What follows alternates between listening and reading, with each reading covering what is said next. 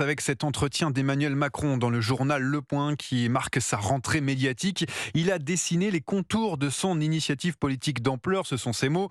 Le président de la République a fait plusieurs annonces, notamment envers l'école. Il y a trop de vacances scolaires selon lui. Le chef de l'État qui veut faire revenir plutôt les élèves en difficulté dès le 20 août. Des propos qui tombent à pic, puisque Louise Salé est à la rentrée du principal syndicat de professeurs en primaire, la FSU-SNUIPP. C'est dans le 20e arrondissement à Paris. Alors qu'est-ce qu'on en pense de ces déclarations là-bas ? Alors elles ne sont pas bien reçues, d'une part parce que cette rentrée anticipée peut stigmatiser certains élèves, d'après Guylaine David. Elle est secrétaire générale de la FSU-SNUIPP. Faire revenir les élèves 15 jours plus tôt, donc ça peut être vécu comme une punition. Ce sont des élèves qui ont déjà des difficultés à l'école et qui ne sont pas forcément volontaires pour revenir 15 jours avant. Il y a une forme de discrimination entre les élèves qui réussissent et ceux qui ne réussissent pas, qui reviennent plus tôt à l'école.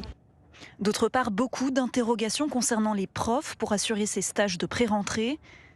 Le temps des vacances des enseignants n'est pas le temps des vacances des élèves. Ils ont aussi ce besoin de préparer leur classe et ces 15 jours avant la rentrée sont nécessaires aussi pour préparer la classe et notamment pour organiser des projets.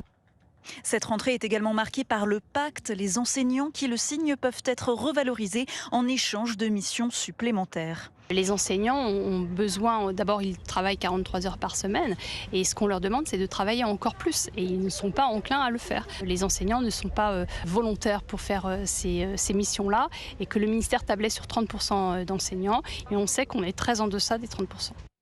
Dans ce pacte très critiqué, donc, les professeurs des écoles sont chargés des heures de soutien dans les collèges en 6e.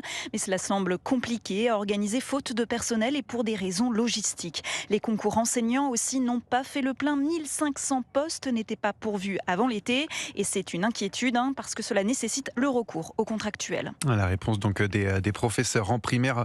Merci Louise Salé.